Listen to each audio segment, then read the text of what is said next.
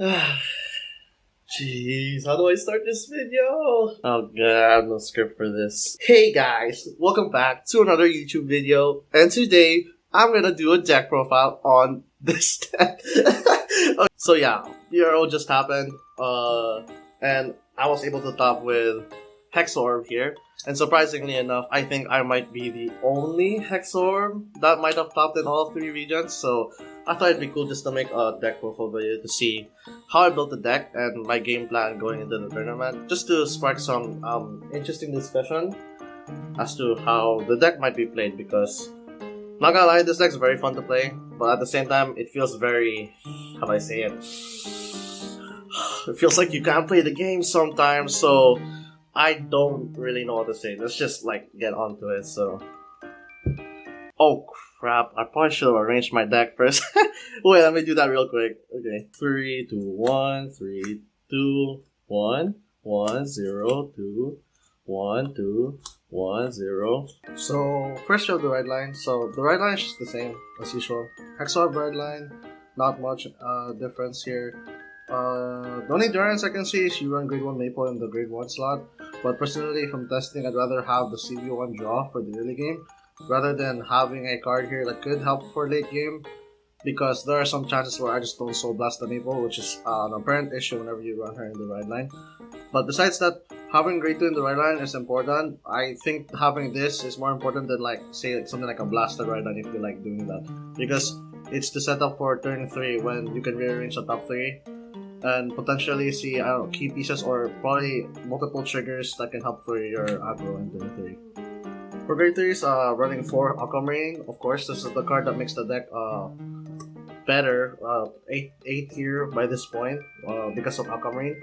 She acts as another Persona Ride, so but in a different form. So basically you can have 4 Persona Rides in the deck, and she can gain triple drive already and then 10k triggers. So all triggers are 10k, fronts become 20k front row and all that. And she gets to restand a rear guard for every trigger she checks. And along with that is to add Grail just for the 5th Persona Ride. So main focus of course is just to make sure I get the Persona Ride every turn so that I can eventually end the opponent by turn 4 and 5. Having 5 Persona Rides just means I just want to make sure I get at least 2 Persona Rides by 2 Persona Rides that game so that I can end the opponent by that point. But even if I don't end them at that point, having so much Persona Rides, there are some games where you just end up seeing a lot of them, and you can just secure yourself for your late game as well if that's the case. For grade 2s, of course, first is Spiral Cutie. Very expensive card, but very useful for Hexaorb. For the first skill, it's very useful since you get to refund your discard for Ride deck by discarding her, then bottom decking her to draw 1. Not only that, this is just a generic drop, so you're not really revealing anything to your opponent by dropping this card for early game. You're literally just dropping this so that you can draw more cards.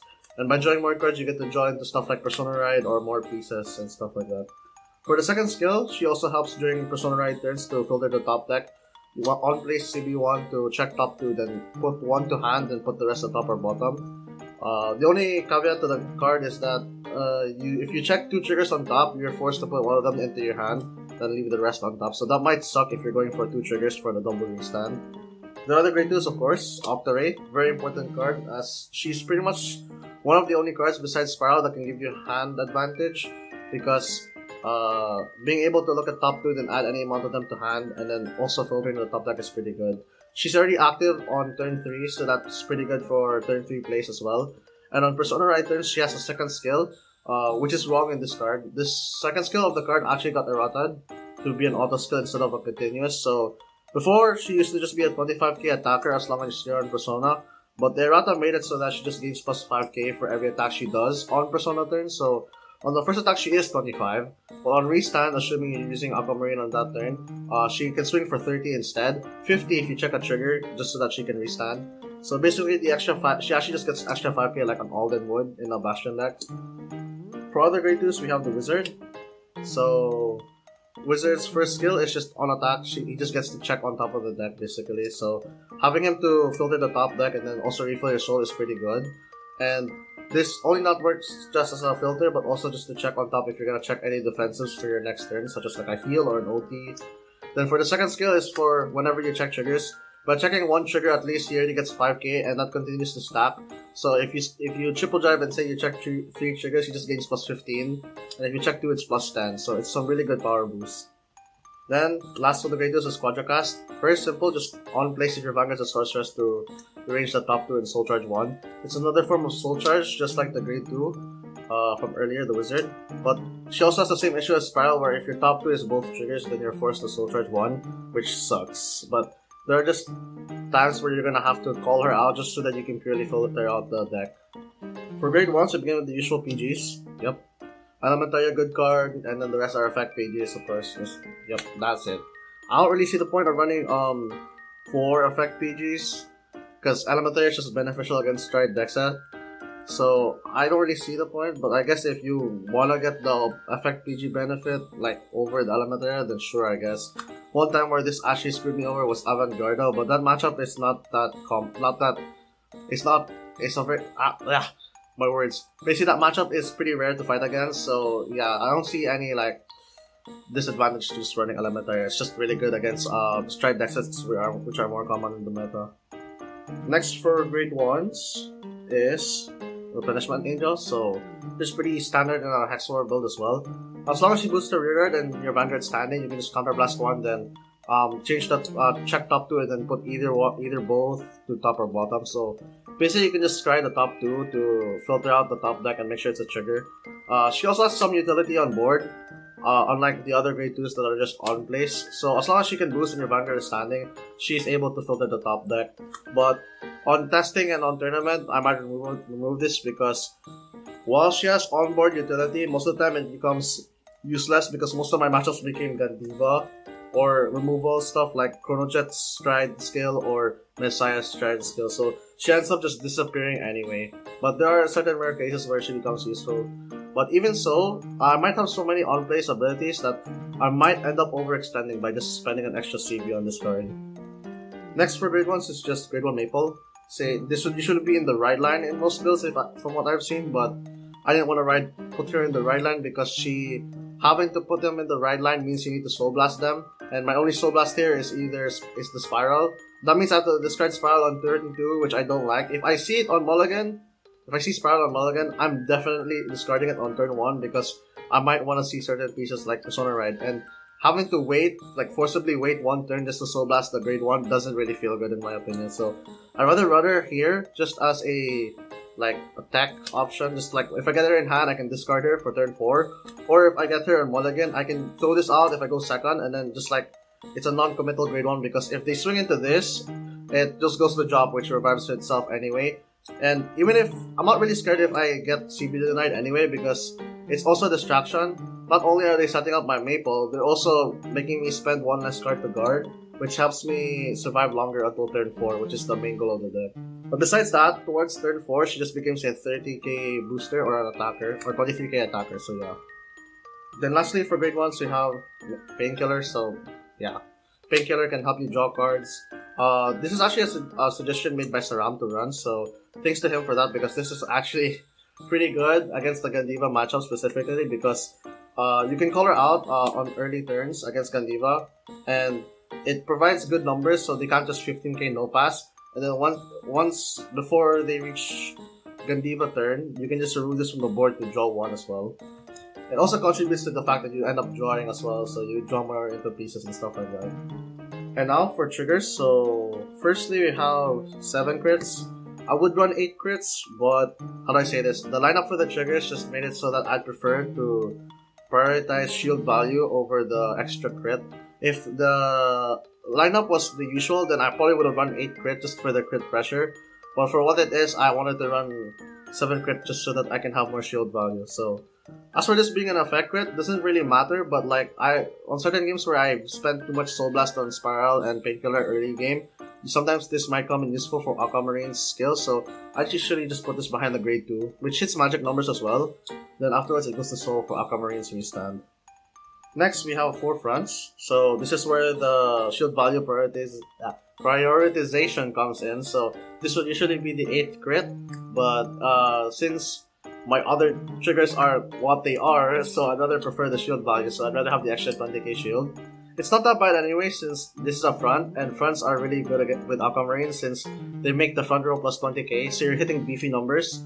And towards late game, if you hit this on Persona Ride and they're at 5 damage, it makes it really hard to guard, so it's pretty good.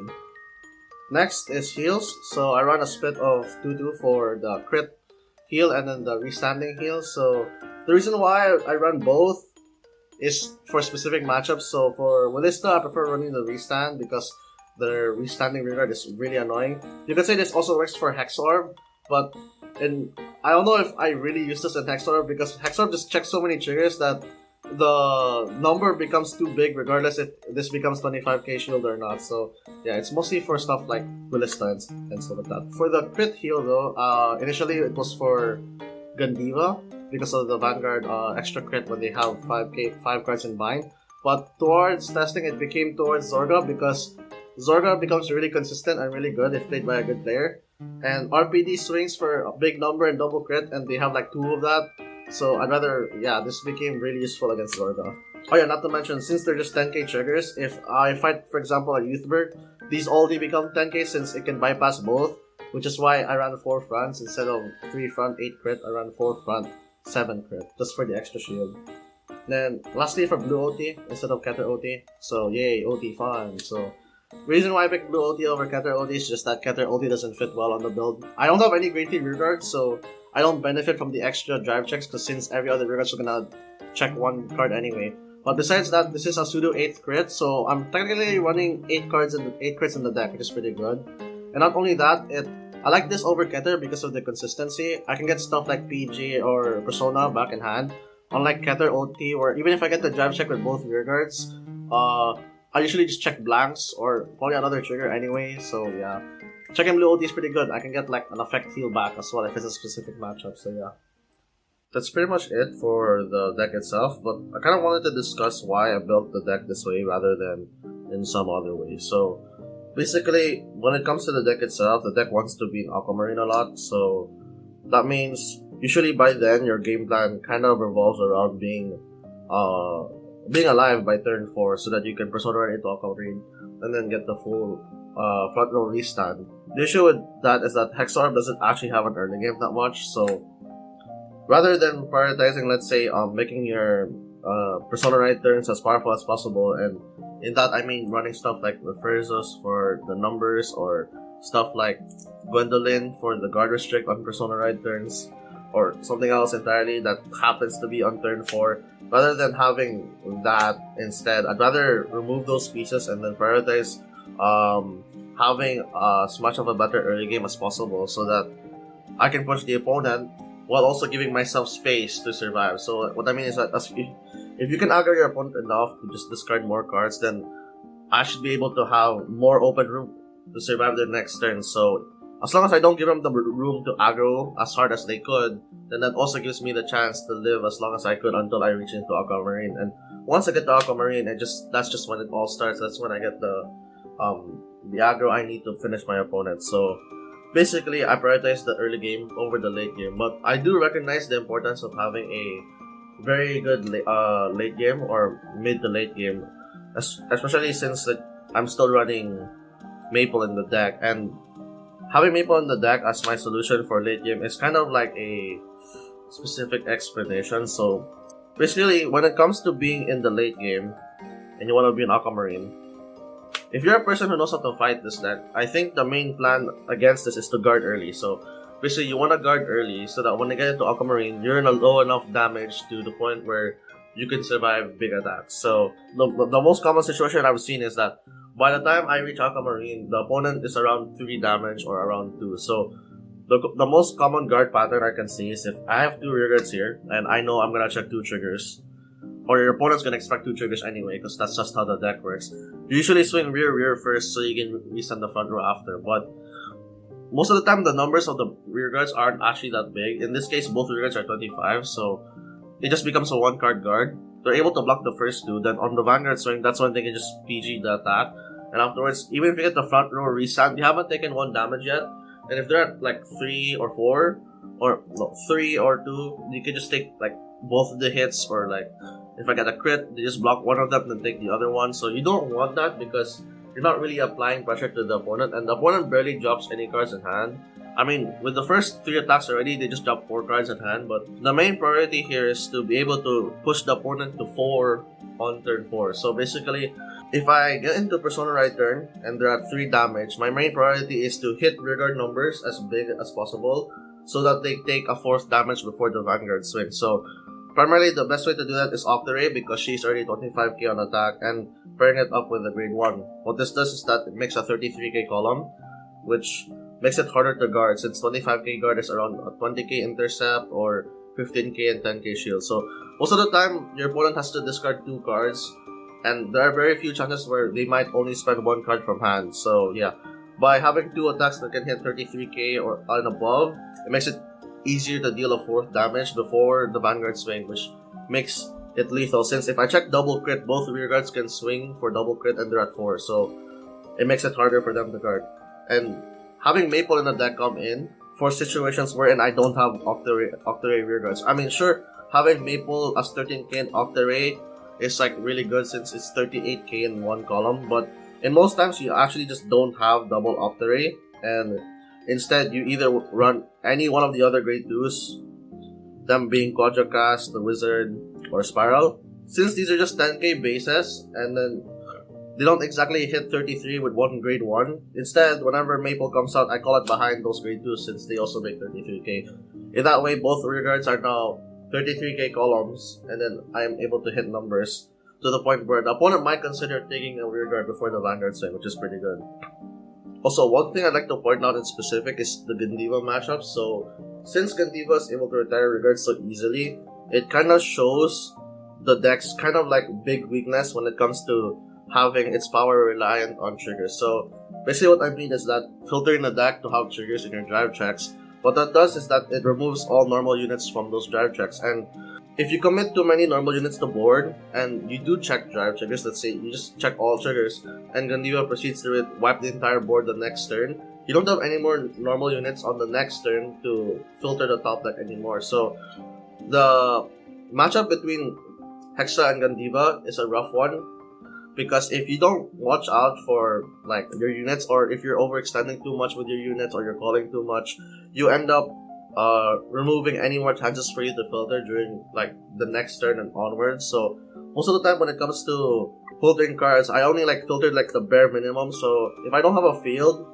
the first priority is of course having rearguards, so just to call rearguards that can filter. But the moment I can get like 2 cards on the board that can filter, it's kind of just like, that's pretty much just it. I'm not gonna do anything else, and I'm not gonna overextend by calling any more units that might filter the deck better. Like I could filter the deck better and get more triggers, but the moment I call even more rearguards than I need to, and the moment my hand runs out of normal units and I check only triggers, by the time I get into next turn and try to end the opponent, I don't have any more units that can filter, and then I'm under the mercy of the drive check again. So that's not what I want to happen. So yeah, Maple also kind of serves pretty well in the Gandiva matchup since if I do get her on Persona Rider, I just call it here, and then like if it gets retired, it's gone. But I ride it again next turn, it just calls itself back out again. So some cases where like I have no board and then I Persona Ride, sometimes you can just call out a Maple in one side and she's already 23k, and I can just filter once with Octary, and then that's my entire board. I'm already hitting 23, so it hits over defensive already. So sometimes it's already good enough against Gandiva since you've been able to push early games. So just having 23, then Vanguard swing, and then having both restand. And then if it gets retired, it's gone. But then you Persona Ride again and you call it here. Yeah. Speaking of Gandiva, I also like to explain the inclusion of Painkiller in the deck. So I mentioned Painkiller specifically for this matchup, and that's especially for the early game. So assuming you go second and you can attack first, if you have Painkiller in hand already, having it on the board is really good because you just keep it there until Gandiva turn. So if I go second, they go grade 2 and I restand, and then I ride into grade 2. Then when I swing, I can swing and attack. But after the attack, in order to prevent Gandiva from retiring this, I can just remove it from board first and then get a draw card from it, or get 1 card in hand from it, which is really good. So in the early game, she's able to provide numbers, but before the Gandiva turn, she can just retire herself to prevent the Gandiva bind, and then while also refilling a hand at that point. The most optimal board so far is if you just get this, you get Quadracast and then Wizard early, and then your top deck is like a crit, basically you can they'll probably just guard this, but then they'll take the 18k swing because it's kind of hard to guard. So if you can guarantee a crit, then you check a crit, then you can draw one after retiring, and then this becomes 25k, and then can look at the top card for a defensive. Assuming your opponent doesn't check defensives, they just might take 3 damage in one turn, which is super huge, because by the time you get into turn 3 and they're already at 3 damage, you're most likely to get a 4th one in, and having 4th damage by the time you go into Aquamarine is already way better than all the previous situations before when I said they only had 3 damage.